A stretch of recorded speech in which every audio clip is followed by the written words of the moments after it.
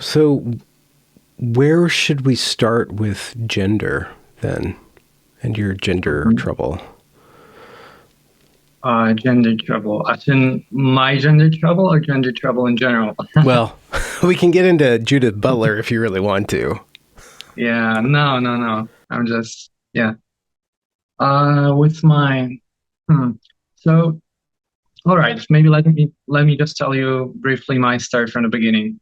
I transitioned first. I began transition shortly after reaching adulthood, and it was something that, as a teenager, was on my mind before, but it was like an on and off thing. It wasn't really My mind wasn't set to transition like for years before I did that. It was kind of like one of one of the impulsive moments in my life. But this impulsive moment shortly after reaching adulthood at 18 led to me transitioning.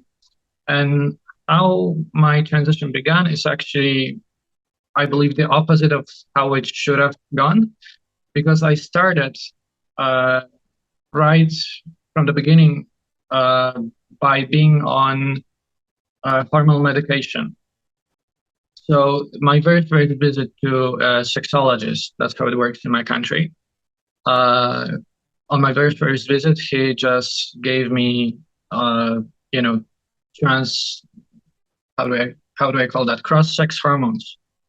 And that was it. I was basically set on a path to transition just by just given on my, mm, just given on my will, let's say, that I wanted to transition. Nobody really questioned that.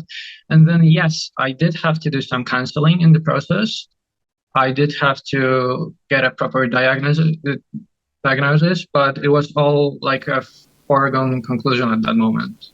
You know, once I took medication, once I was already on that path, there wasn't much they could really do to stop me. They couldn't just take it away and say, that's it, you're not transgender, you know. So everybody just agreed with me on my path. Mm-hmm. And that's what I really have trouble right now. Like, well, not right now, as in, you know, I'm already past those experiences mostly, but if I could change anything in that process, it's to make the specialists, to make the medical professionals really confront the patient, confront me at that point. Yeah. And what put the idea of transition into your head?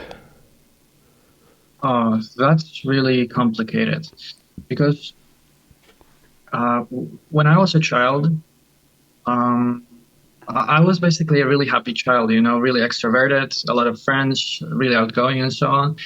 But then at one point in my childhood, my family and I moved to a small town, and I really felt alone there. So what I did, because I couldn't get along with my peers, it just wasn't working for me. I would spend my entire days, I would say, online. So either playing video games or like being on some online forums. And at one point, I remember I was like 13 or 14. I just stumbled across this like theme, let's say. Back then, it was called transsexualism. And I became just fascinated by it. And at one point, I registered for like some transgender fora. And I became convinced that like this is what's wrong with me, you know. I was just an unhappy teenager because of my life situation, or the environment, really. My life situation wasn't about just the environment. And then somehow I would say now, provided me a framework to view my discomfort or view myself being miserable through this gender lens. And also, of course, it's not just that I was miserable and then I adopted the gender lens, but I did have trouble with accepting my my puberty, for example. I did have trouble with fitting in with peers. So I viewed boys as kind of like, I don't want to say violent, but, you know, rough when I was growing up. And I didn't really fit in with that. So it was really a mix of all of that, you know. But yeah, that's basically it. So you were predisposed to sensitivity. Your sensitivity was pretty high, empathy, and then also high in intellect, if you were I to would try say to. so. As a kid, yes, but high in intellect as a kid meant that I could basically rationalize everything, and I had high intelligence but zero wisdom as a kid, which led to some mm, not really good outcomes, Mm-hmm. like transition. Mm-hmm. And so when puberty hit, was that about watching yourself become a man, or was there physical discomfort with the body? Mostly watching myself become a man, because I also had this. That's another topic, really. I also had this negative image of men in general, which was partly, I think, conjured because of my family experiences. I don't really want to get into that, but I wasn't close with my father growing up, let's say. And I had this image of men being like, I don't know, generally I would say bad. It's something I had to overcome when I was detransitioning, actually, Hmm. years later. Mm-hmm. Yeah. Yeah. I was speaking with a Polish gentleman a couple weeks ago, and he spoke more about broadly about the culture. He's a bit older than you, so he grew up in communism, and then communism fell while he was a teenager. Mm-hmm.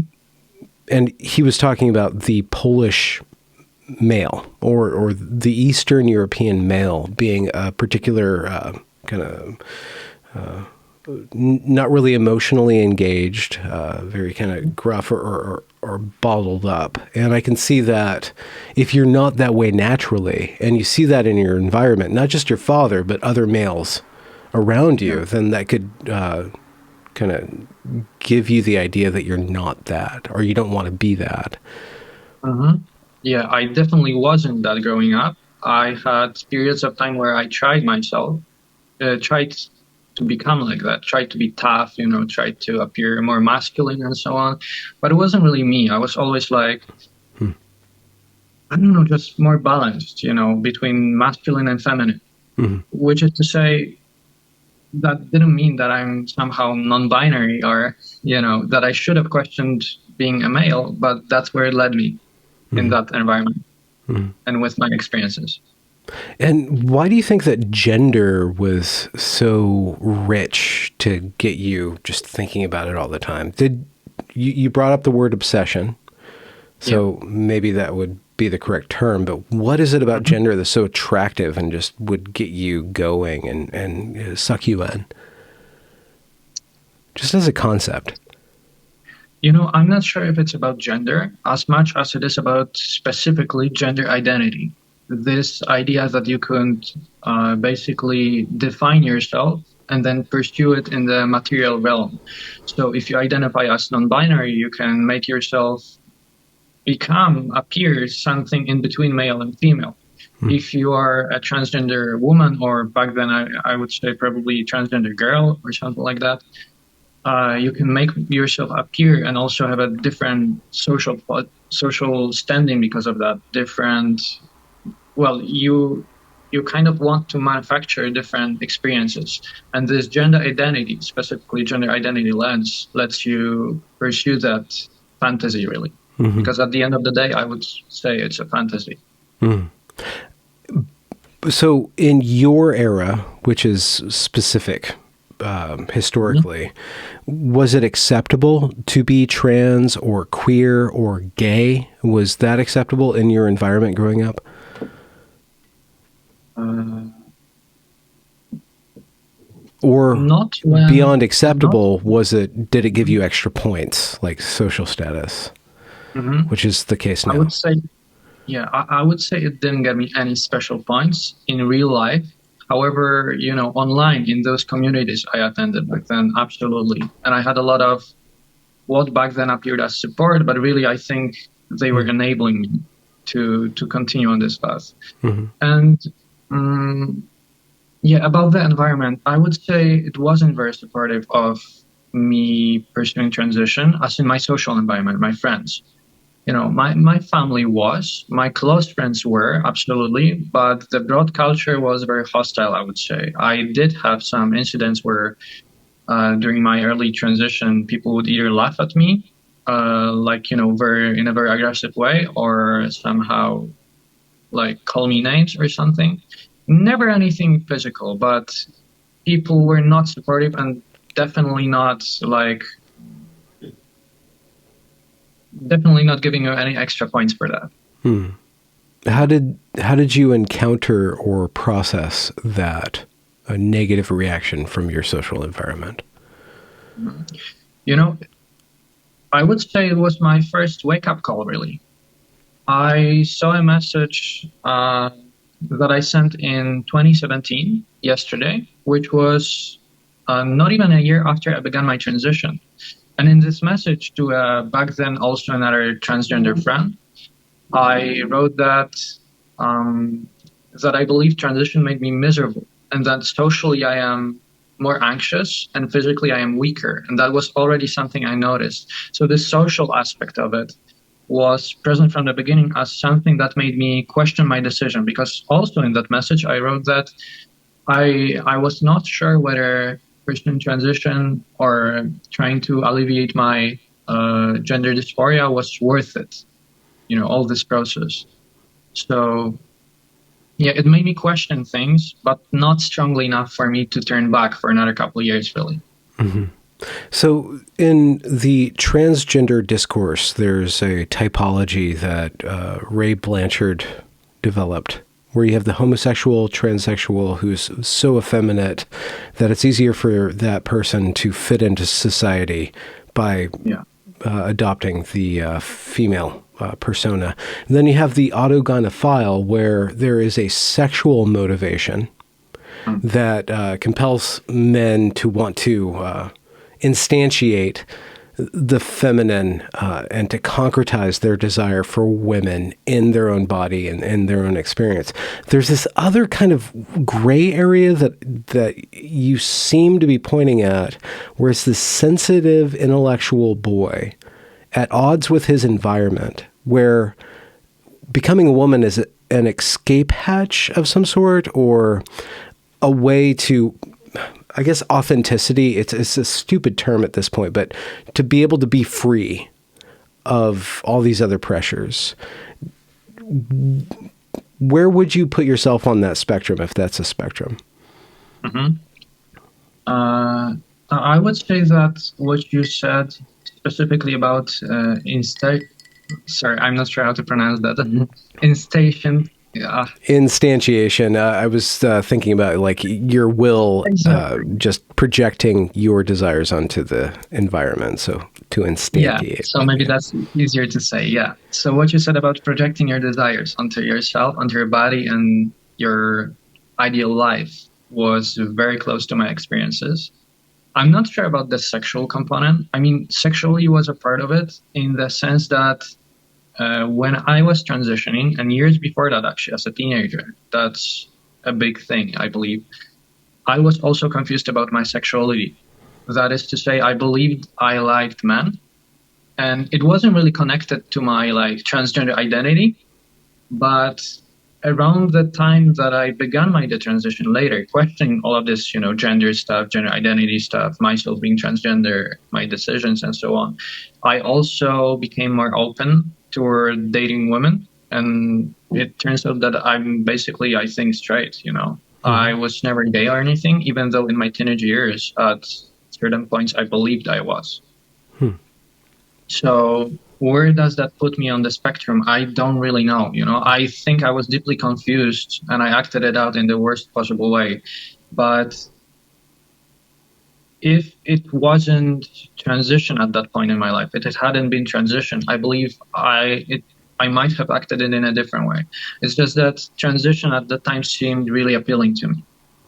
But if I was born in different times, different environment, I didn't really know about transsexualism, any of that. It's possible that I would have done something else that would also, destroy me in some capacity. I was just unhappy with myself. So I'm trying to figure out what alternatives would there be, like huffing gas or like getting into I don't know, pyromancy and trying to burn down buildings or something, like projecting your anger and rage.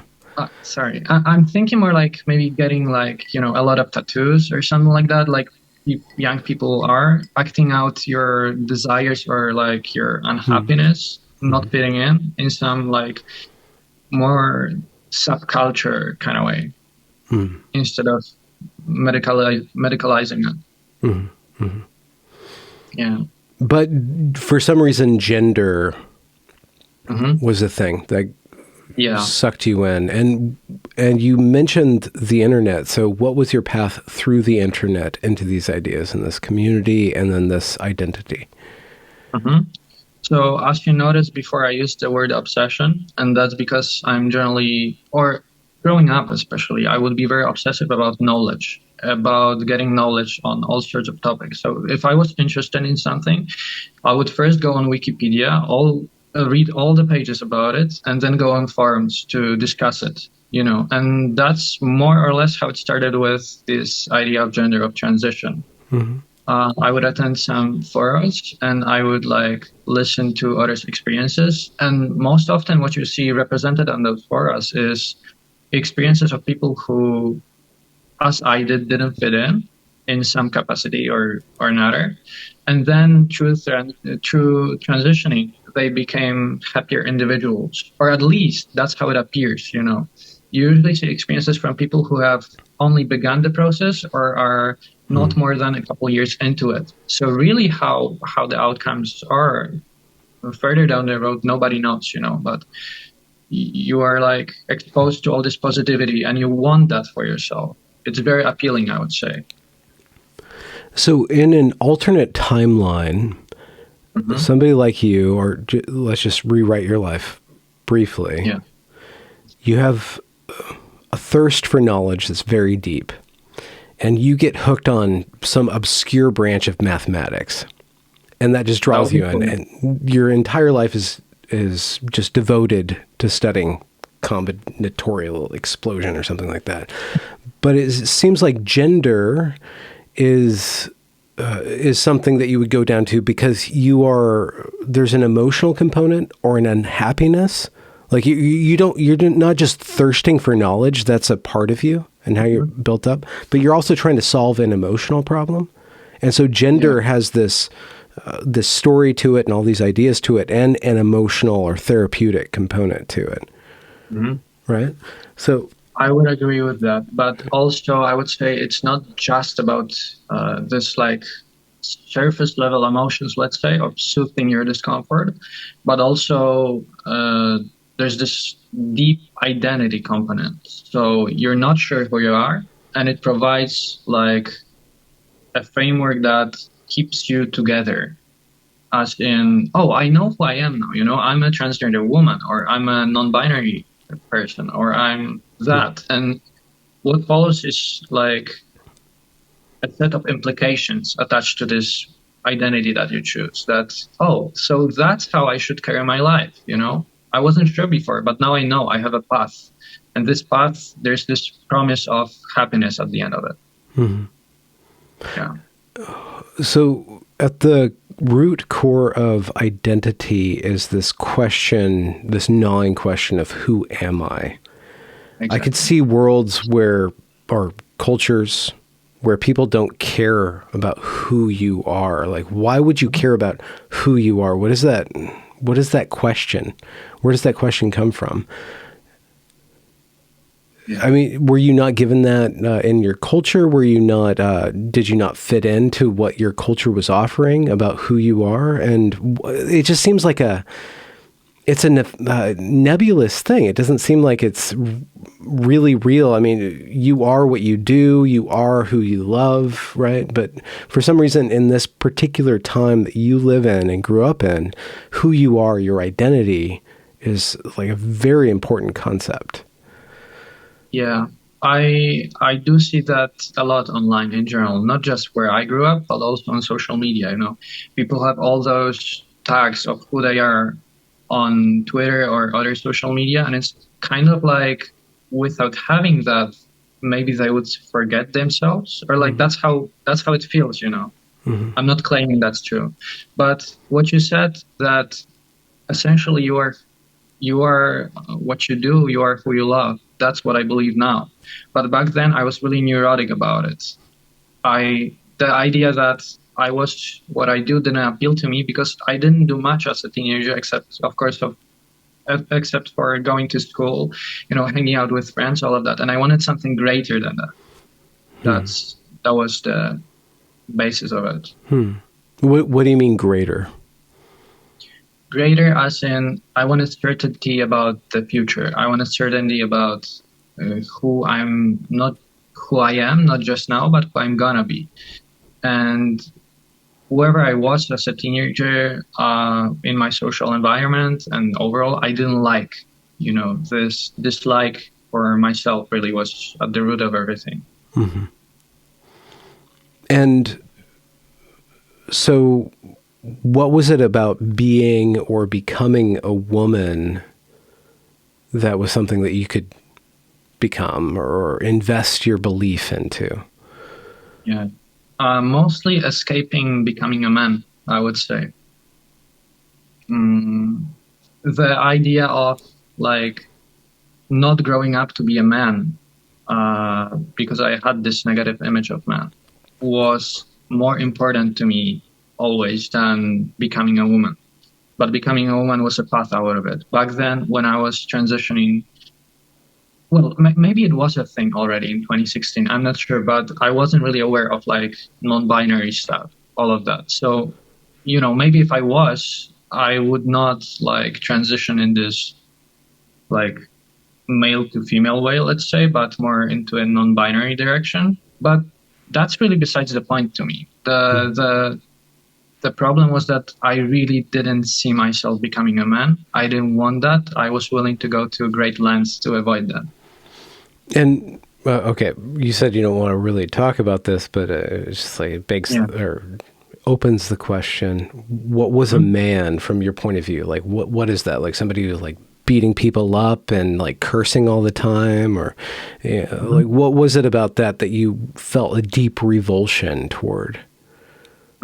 And were there any, movies or characters that you saw in your books or any media that you saw this like, oh, I'm more like that kind of man than the other man that I don't want to be?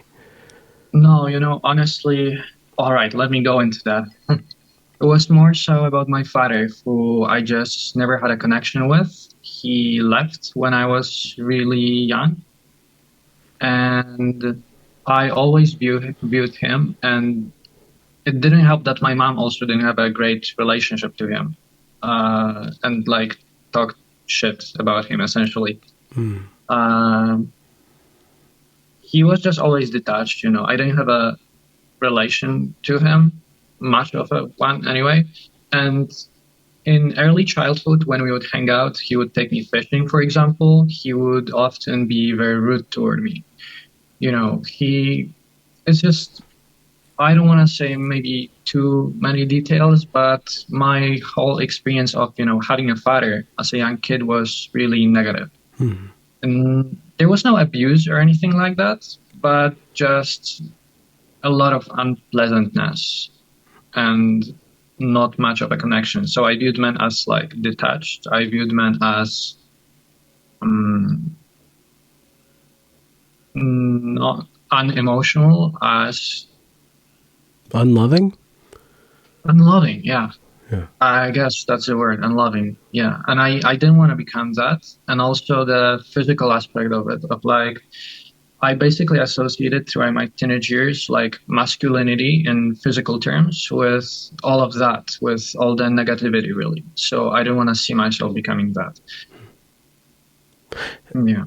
And dicey subject, but you also were attracted to men or thought you might be attracted to men. So you wanted to love men or wanted love from men at the same time as being repulsed to that.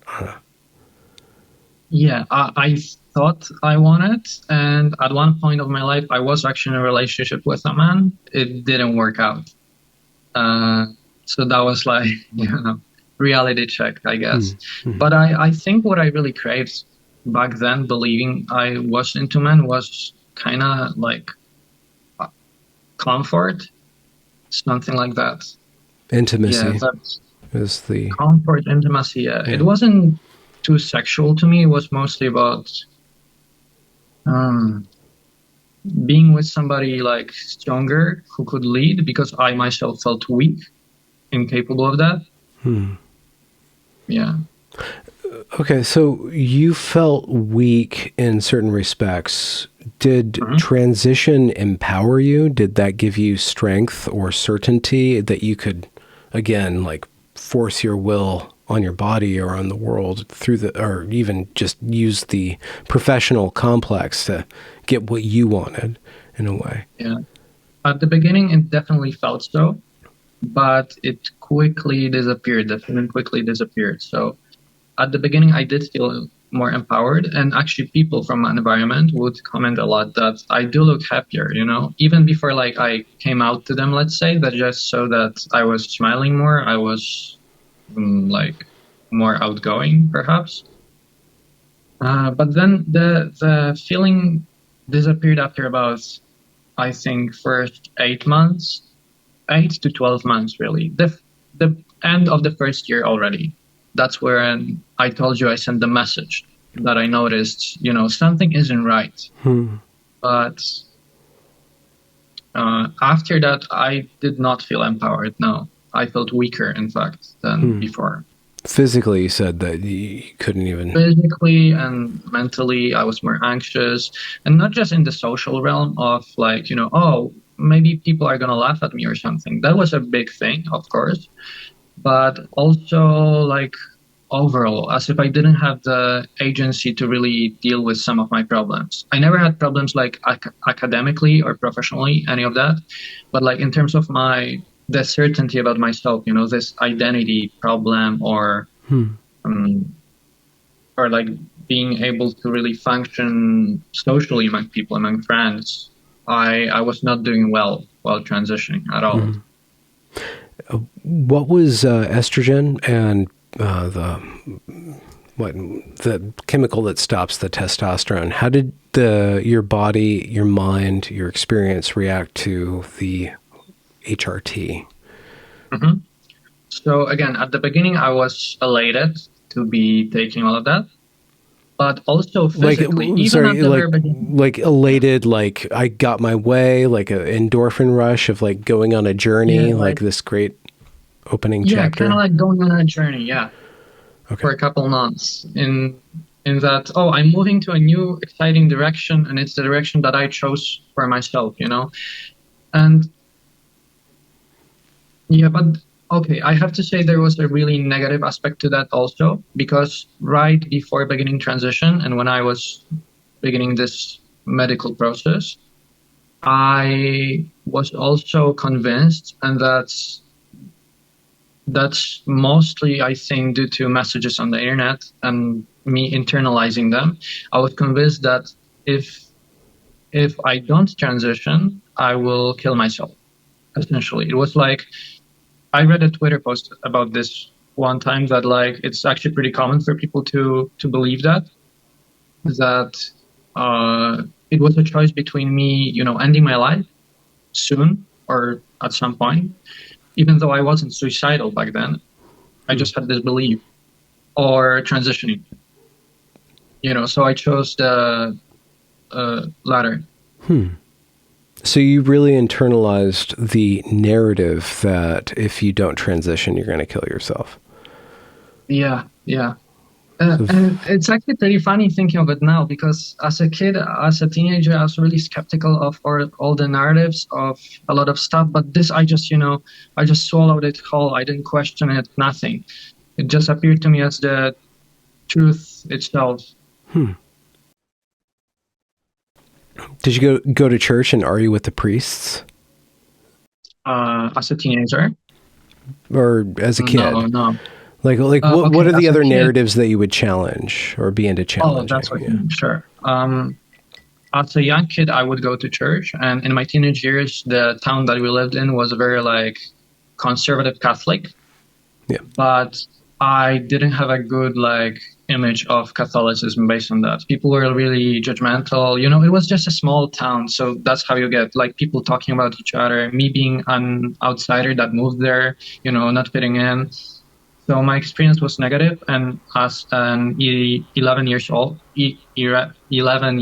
I believe, I stopped going to like religion class and stopped going to church, and that was basically it for the rest of my life until like 2 years ago, approximately. I was completely like closed off to all religion.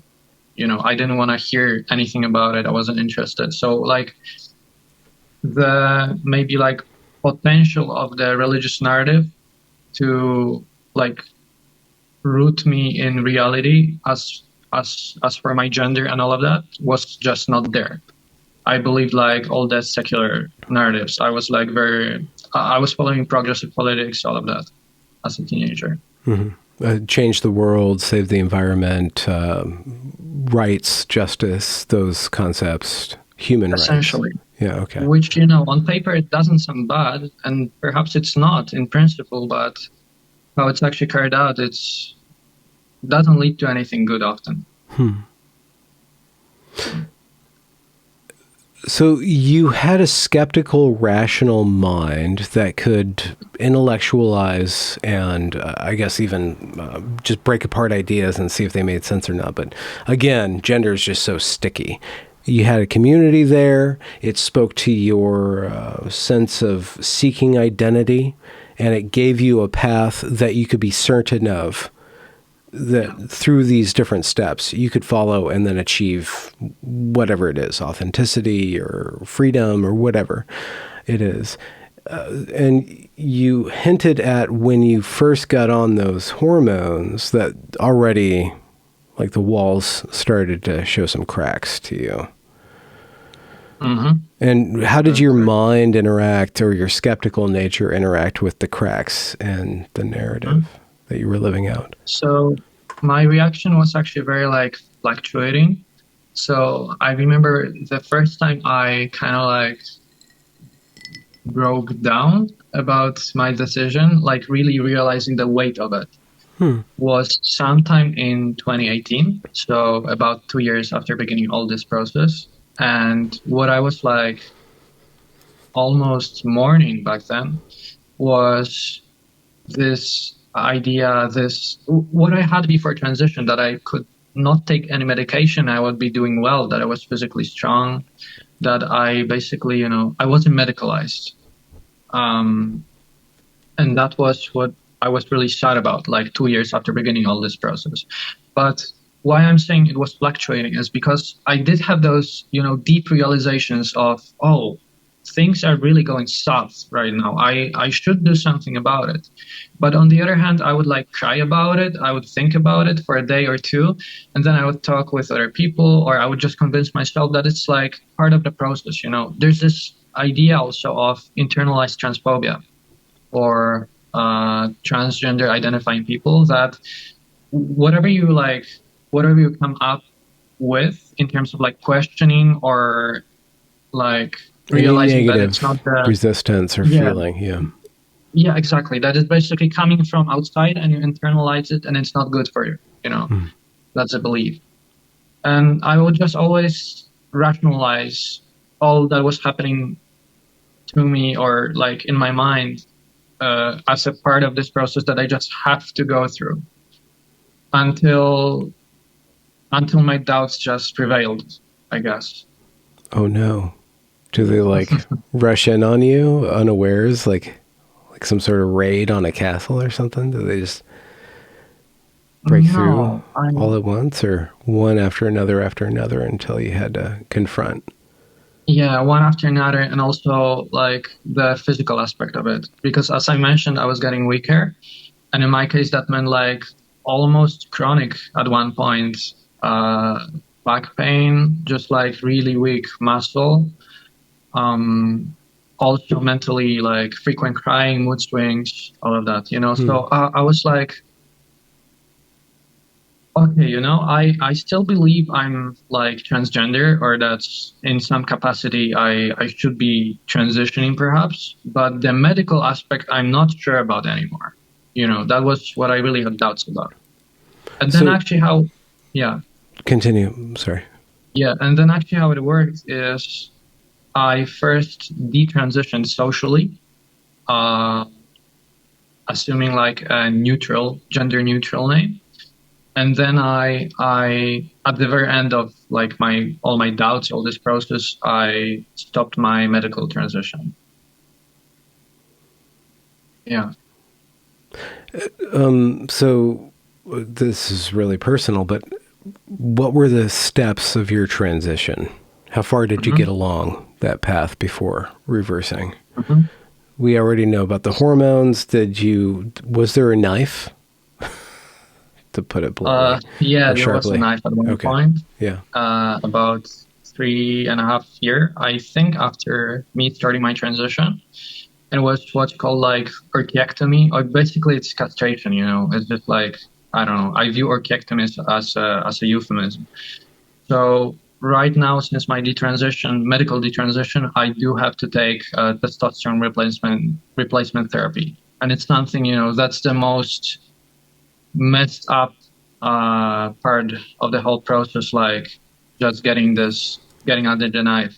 And my motivation back then wasn't just like transition, that it's part of the process, but also that I developed adverse effects of hormones. I had, I don't know how to say it in English, but I had like a brain tumor secreting prolactin, like a hormone. And I had to take medication for that. So like getting orchiectomy didn't only mean that I could stop taking like testosterone blockers, but it also meant that I could stop taking that like prolactin medication, and that it would probably be just healthier for me long term if I were to stay on hormones for the rest of my life, which I believed would be the case back then still, you know. But given that I detransitioned, it wasn't a good choice at all. It was, you know, a huge mistake, the biggest of it all. To reconstruct this, you already had a brain tumor that was known about before transition? No, I didn't. Okay, so that's the problem. Was the brain tumor caused by exogenous or synthetic hormones? Because I know that there's a likelihood of that. Okay. It might have been caused by was found after testosterone blocker, but there's no evidence of that because I didn't have any tests done before transition, but I didn't have any issues, you know. Okay. So it appeared in the middle of transition, but that's how much I can tell you about it. Okay, so during transition, you're on estrogen and testosterone blockers, and then the testicles are disabled. At some point, a brain tumor is found, and more medication has to be prescribed to you, or you have to take because there's this hormone that this brain nugget thing is secreting that's dysregulating you. Yeah, it showed up in hormone tests, and I had to take another medication to like block the secretion of this hormone. Yeah. Well, just to get a little technical, if you know, if you don't, it's fine. But what was that strange or tumorous hormone impact? What was the impact? What was it doing? What was the effect on you? Practically speaking, I'm not sure. I know it was messing with my mood, and that if it wasn't stopped by this medication, it could continue to grow a little or something like that. But it was not malignant. I don't know. Yeah, it wasn't like a cancer or anything like that. It was just like a small tumor that was secreting this hormone. Okay. And was that discovered before or after the orchiectomy? Before. Okay. Sometime before. Yeah. So that was an additional like motivation for orchiectomy. To not need testosterone blockers anymore. Okay. Because the testosterone blockers and then this other medication to deal with the tumor's hormones, they were conflicting, or it was just too many drugs for you? Not really conflicting, but too many drugs, yeah. Okay. I was feeling like adverse effects, and just like also after getting orchiectomy, regarding my estrogen, I could get on a lower dose, I believe back then, and like, you know, I just wanted less medication. Because of your mood and your outlook on life? Yeah. Yeah. And your energy levels, I guess? Like, did you expect your energy levels to go up when you had less testosterone that needed to be blocked and less estrogen that needed to be injected? No, not really. The energy problems and like physical weakness, all of that, it was really like at the peak after my orchiectomy, actually, not before. Oh, okay. Okay. Yeah. So it was mostly like medical, the fact that I was fearing, further adverse effects. Mm-hmm. Okay, so after post-orchiectomy, which is the removal or disablement of it's the removal of the testicles. Sorry to get so specific, Yeah. but yeah, okay, Exactly so that. yeah. Where were you at then, and were the alarms or the doubts growing stronger after that? Yes, very briefly after orchiectomy, actually, that's when I was hit with like the biggest wave of, well, back then not regret yet, but doubts about all of this. Like, what the hell am I doing with myself? That I specifically remember having this thought again that before my transition, I was essentially a healthy, strong male. And even though like I did have problems with accepting myself, accepting like, growing up to be a man, all of that, I never required like medical assistance. I was healthy. What I was really like messed up by was this realization that I put myself on a lifelong medical path. You know, that's what it was. And Okay. then in Yeah. the same year that I had my orchiectomy, it was 2018. Later that year, um, I began like talking to my closest friends about possibly detransitioning, all of that. Yeah. Were they neutral, affirmative, or negative when they first You heard know, this?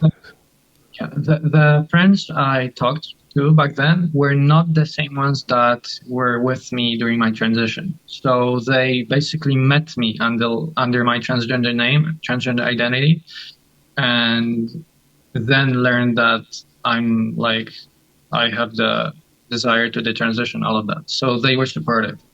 But some of my close friends that were there for me when I was transitioning were actually like kind of skeptical of it. Like they believe that maybe I'm making a mistake, that maybe it's like another rush decision or something like that, or like what's really happening with me, But they were with me. They were like supportive, just also skeptical of my detransition. Yeah.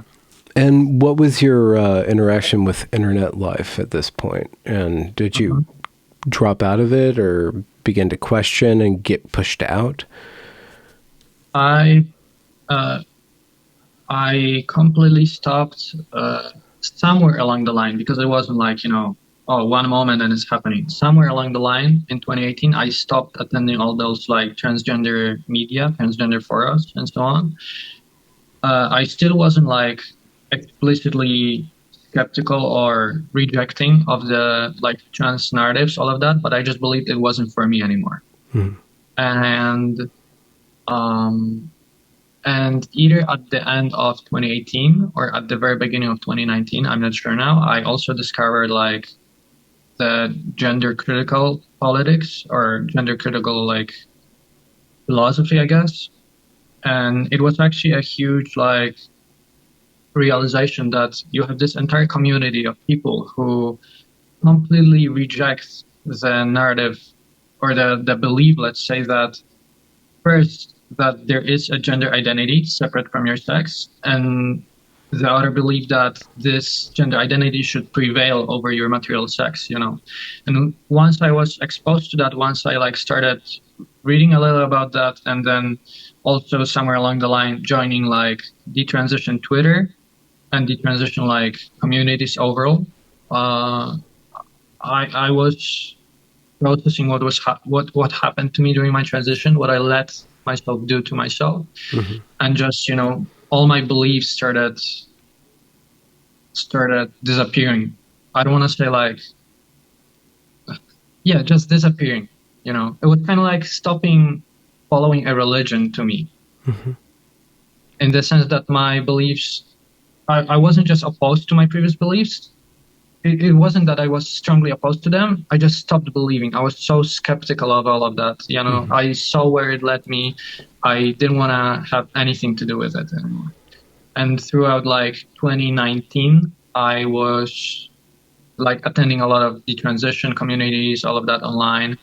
And that's where I was like, when I was like figuring myself out, Hmm. really. So that's the through line. So gender was a dead end, a cul-de-sac, or even a cliff that you fell off of in search of self. You give up gender, you climb out of that pit, you go back, you still have to deal with this identity thing. How do Hmm. you start to reformulate how you think of who you are and what you think about yourself in the future? So, um, in terms of like methods or techniques of this reformulation, uh, what I did actually was, whenever I would like find myself going into thoughts that back then I would call gender dysphoria, or like being obsessive about gender, or like me being male and not male or female, I would question it. So I would literally ask myself in my head, as if I was my own like therapist or something, what are you exactly unhappy about? Like, why do you think that other alternative would make you happy? I was like very like confronting myself a lot of times, and that's how I like unlearned gender dysphoria in a way. Like, I basically did what nobody did to me earlier, from the like specialist psychologists, all of that, confronted myself, you know. And what helped in that also was, there was one article online specifically about like overcoming gender dysphoria or like gender issues by questioning it. By like, it was a very brief article. Maybe I'll be able to find it later actually, about like how normal people, quote unquote normal, like people without gender issues basically, view gender and like sex, and how people with gender dysphoria do it. That is basically like distorted perception in the first place.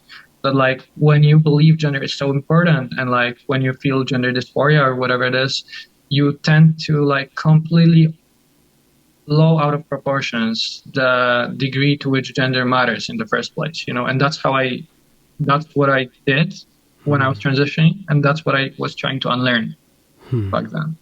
So not only were you bringing yourself down to earth, but you're bringing all of your ideas, you're deflating all the ideas that are separating you from being down to earth, right? So you're going through and Hmm. like you're popping all the balloons, or like deflating all the balloons that are making you not down to earth. Yeah, I really like that metaphor. What do you find when you get down to earth? Like when so the regret, the anger, the all those problems, like, but when you get back down to yourself in a Hmm. positive sense, what do you end up discovering? Hmm. So positivity didn't come long after that, really. In like maybe late 2020, or not late, okay, in 2020. Yeah. But what I did find at the beginning was just neutrality. As in, after all this after all this questioning, after all my experiences with transgenderism, all of that, I just felt nothing. But it was like blissful, nothing in the sense that gender didn't bother me anymore after some time. I was like, yeah, I'm male, and there were no implications attached to that. So I wasn't like, oh, now I'm like cool with being masculine, I want to like lift and be tough and shit. It wasn't like that at all. It was Yeah. just like, oh, I'm neutral, I'm male, but it doesn't mean anything, there are no implications attached to it. That's what I believed at first. And then as I was getting more comfortable in that, and I was getting like physically stronger also thanks to testosterone replacement, all of that, I discovered that I do like cultural masculinity, let's say. Like I'm not super, tough or masculine or whatever in my appearance or behavior, but like there's nothing wrong with that. And I just stopped feeling like it is bad or it is negative, you know. So the positivity was there and is there, absolutely, but it came after a period of neutrality, just disattaching all the expectations, all of gender from sex. Yeah. And so you're not just a man, you're you. So when you're freed up, when all that processing power that you're investing into gender transition, detransition, which is a whole lot, detransition is a huge process. It's a lot to process. It takes time to do that. So when you're coming out of that cave, what do you find? What do you want to do? And I guess this might risk doxing you, but I'm wondering like what you're excited about and what you want to do in the world and what that says about you, your orientation to the world and life and all of that.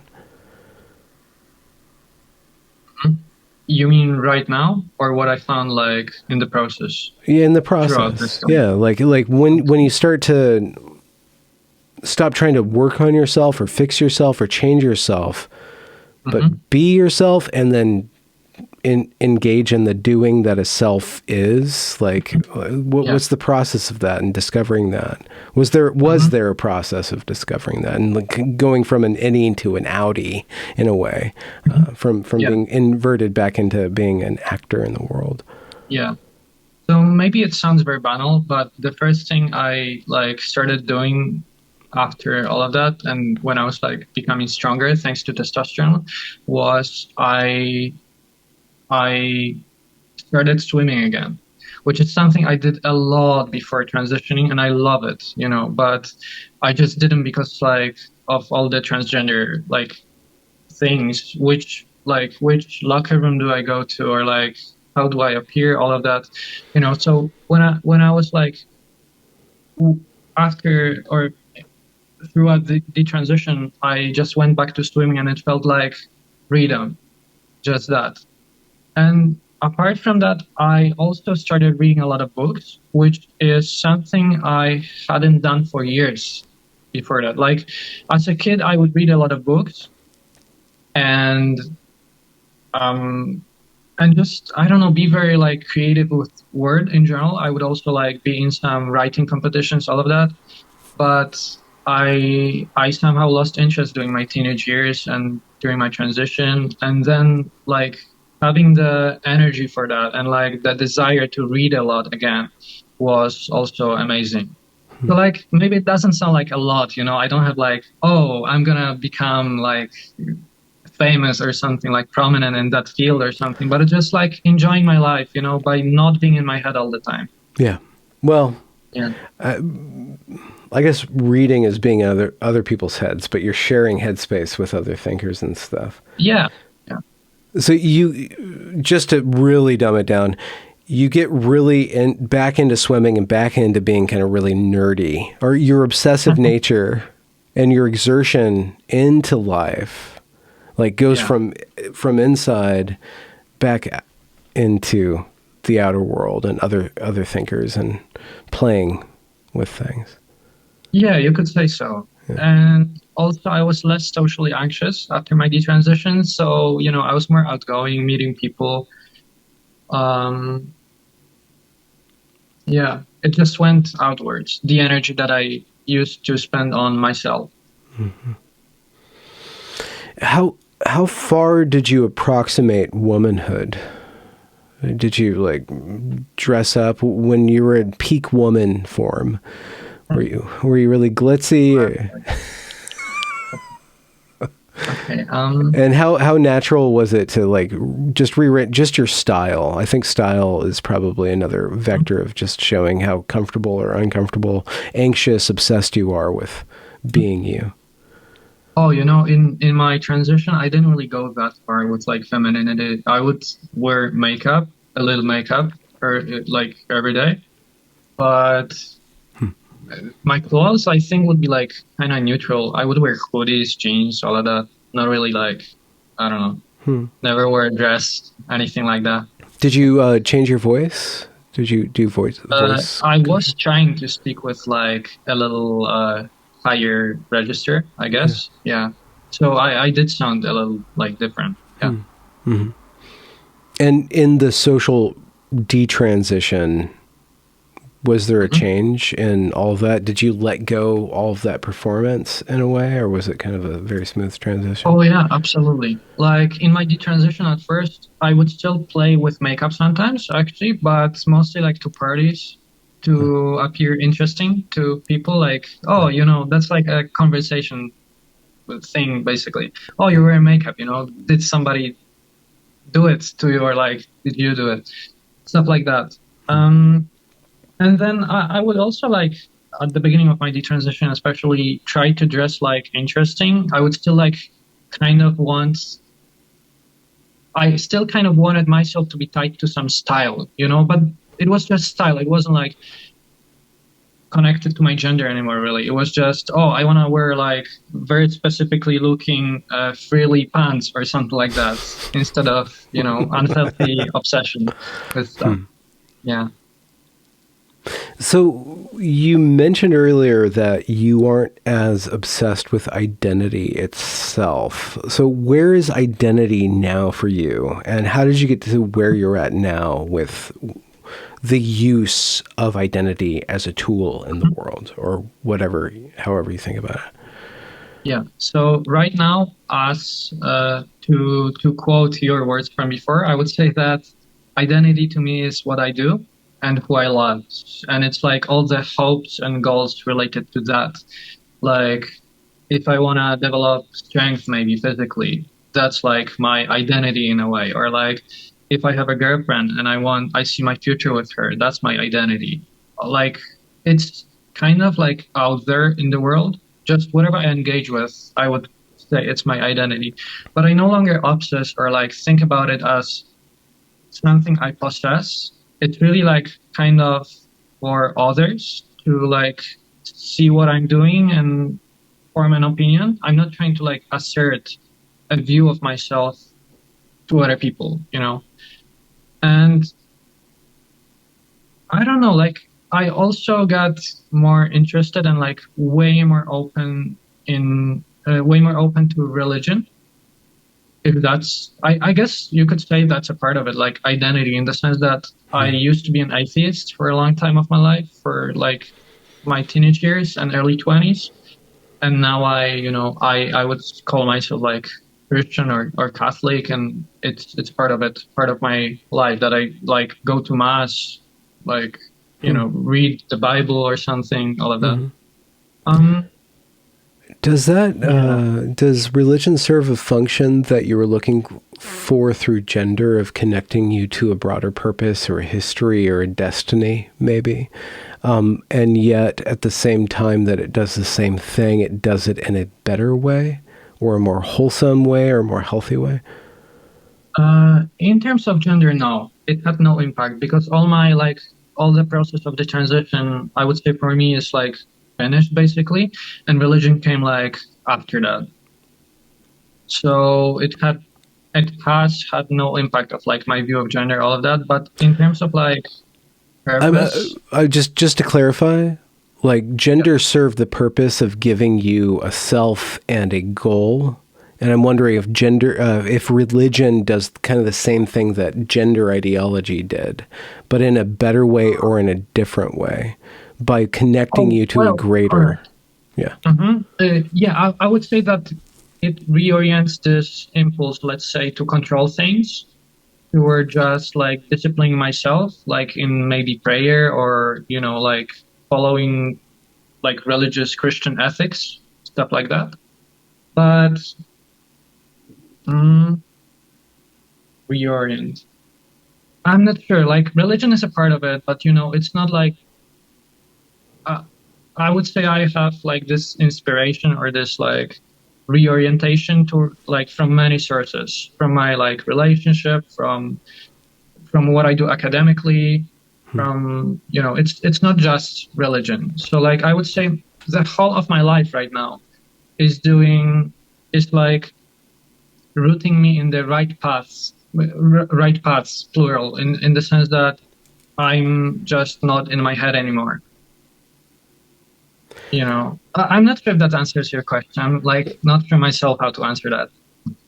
It was a big question, but how do you know that you said the right paths? How do you know? Is there like a difference between the wrong path and the right path for you that you've learned to tell? The difference is that I am not getting more unhealthy physically and mentally. I can just feel myself like, for example, with discipline, because this is like a big thing for me. Like even small habits that I change in my life. Oh, I work out every second day, or like I take cold showers, something like that. Maybe it sounds silly, but just exposing yourself to a little discomfort as opposed to chasing like comfort all the time is like ensuring that I advance as an individual, that I like get stronger spiritually and physically, that I develop instead of like doing something that appears as development but really like roots me in a really I don't know, like certain unhealthy path. It just feels more balanced right now in a good way. One of the best things that any of my guests has said when I asked this very similar question is that the wrong path will close you down and shut you in, and the right path will open you up and make you broader, or at least your view. That's one way of that's very much how it feels to me. Yeah. Transition was like narrowing down of all toward gender identity. And your body, yeah. Desire. Yeah, and my body, sure. What? There's so many different things that could have. Well, there's so many things that could have gone differently for you and for a lot of other people who we have not yet heard from, and from a lot of people that we have. What I would like to hear from you isn't how we should change the world, but like if you could go back in time and speak to yourself or speak to somebody who could possibly help you, what would you put in your path to divert you from irreparable choices, medical choices and stuff? Like what was the method or the question or the piece of advice that you think could have tripped you up enough to send you skipping? That's a really good question, but let me think.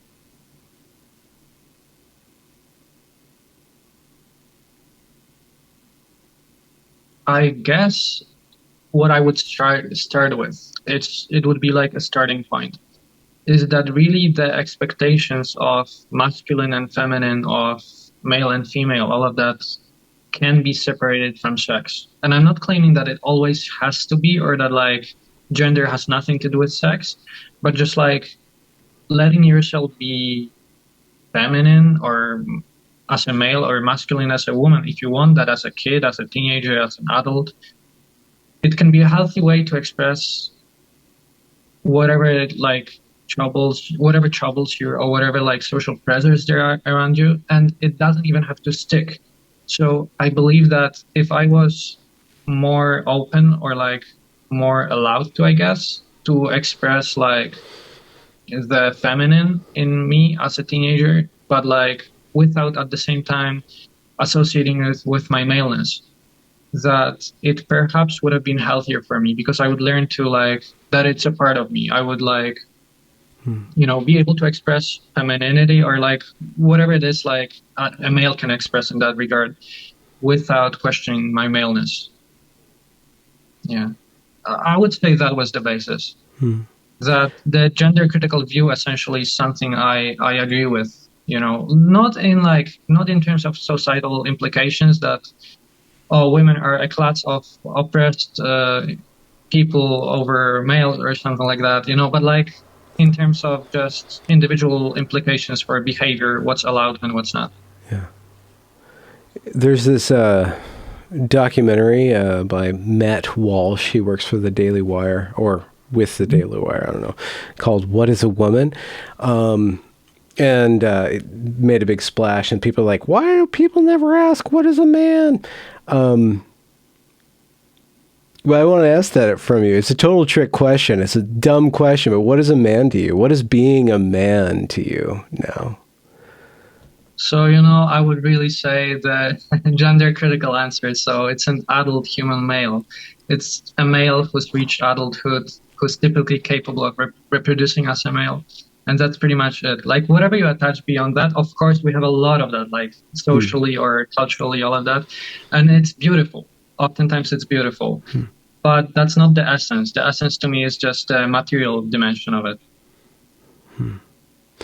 And so this is an anonymous interview.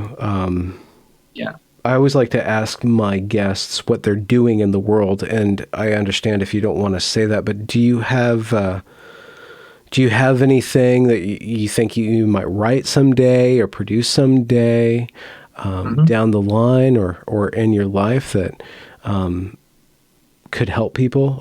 I guess your Twitter, you're out there speaking on Twitter anonymously, but and are you even open to interfacing with other men? Is there groups that you think that men could find that are going through similar issues with you that you'd like to plug? I'll be honest, in terms of detransition and all the gender stuff, it's kind of a closed chapter to me. So I'm not sure about myself engaging in that anymore in terms of internet. But I do see that there's a need for men in general to find some positivity as opposed to media narratives, claiming oftentimes that males are the oppressive class or that people they or have to be whatever. alphas on the other side. You just have to be an alpha. You have to go around. Exactly. Both the radical notions, let's say. So I have been thinking, and maybe I will do it someday, I'm just not sure of that, of creating a website with essays, other writings, and maybe having some kind of new online presence separate from what it is now on Twitter. That's that. Do you have I guess you said you swim. Do you have a bonsai tree or something just totally random and totally geeky and totally weird that you obsess over? Are you into Lego castles from the 80s or something? Totally random. I don't think so, man. I'm kind of Just read books and study. Yeah, read books, drink tea, all of that. Okay, so you're into tea. Yeah, tea, and right now I have some yerba mate here also. Oh, okay, yeah. Is there a yerba mate community where there's all these different blends and flavors and stuff, or is it? Not where I live, no, but online, sure, and I think, but back in my home country, yes. Well, thank you so much for joining me, Mr. E. Ransom. I was playing with the wordplay before we started about Stockholm syndrome and identifying with your oppressor and getting out of that brainwashing system. So I was wondering why you chose that name E. Ransom, because there's some implications. Oh, actually, it's a reference to C.S. Lewis's Space Trilogy, where the main character is called Elwin Ransom, and he's a philologist going to Mars. What's that trilogy called? It's not His Dark Materials, which I won't get into. I guess it's just called the Space Trilogy. Yeah, the Space Trilogy, and the first book is called... Okay, I forgot it right now. The name of the planet. Maleandra or something like that. I might be messing it up right now, so... Yeah, I shouldn't answer a question I don't know the answer to, because now I'm embarrassed too for not knowing that. I just remember having the book set when I was a kid and never reading them. Yeah, let's go. I'm going to wrap up the recording. We can chat afterwards. Thanks a lot. Sure. Thank you very much.